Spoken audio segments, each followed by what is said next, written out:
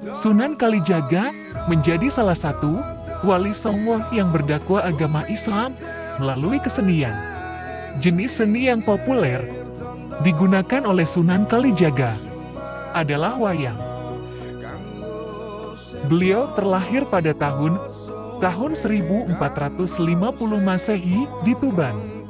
Beliau wafat di Kadilangu, Demak pada tahun 1513 Masehi, bernama Raden Ahmad Sahuri yang merupakan Adipati Tuban VIII. Sedangkan ibunya adalah puteri dari Raden Kidang Telangkas Jakne Dewi. Karena kemampuannya memasukkan pengaruh Islam ke dalam tradisi dan budaya Jawa, maka beliau termasuk wali yang sangat penting. Salah satu karya yang fenomenal adalah suluk tembang Lir Ilur, dikenal sampai sekarang. Terkait akan asal-usul beliau, ternyata terdapat dua pendapat yang berbeda. Pendapat pertama mengatakan bahwa Sunan Kalijaga adalah keturunan Arab dan Jawa asli. Sementara pendapat lain yang didasarkan pada babat tanah Jawi mengungkapkan bahwa Sunan Kalijaga adalah orang Arab. Bahkan jika dirunut akan silsilah dari kakeknya, Sunan Kalijaga masih memiliki silsilah dengan Abbas bin Abdul Muthalib, paman dari Nabi Rasulullah SAW. Dalam beberapa sumber menyebutkan bahwa masa muda dari Sunan Kalijaga ini terdapat dua versi. Pada versi pertama mengatakan bahwa Sunan Kalijaga yang kala itu masih menggunakan nama Raden Said adalah seolah pencuri. Namun, beliau melakukan perampokan dan pencurian. Ini bukan untuk dinikmatinya sendiri, melainkan untuk rakyat kecil.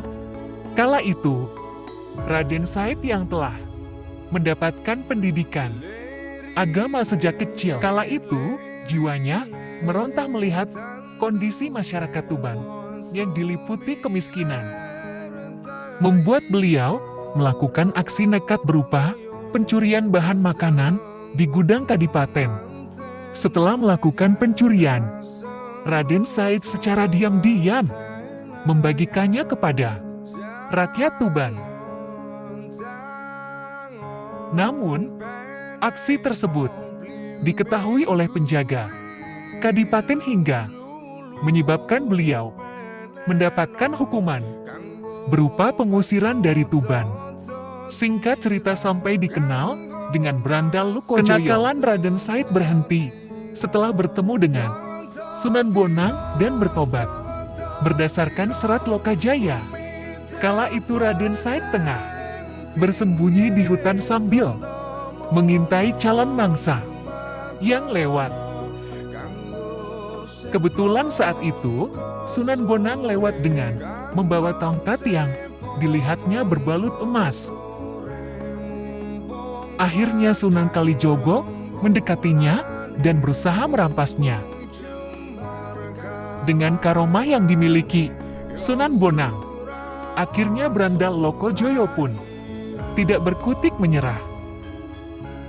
Yang akhirnya bertaubat kepada Allah dengan meminta izin untuk diangkat jadi murid Sunan Bonang.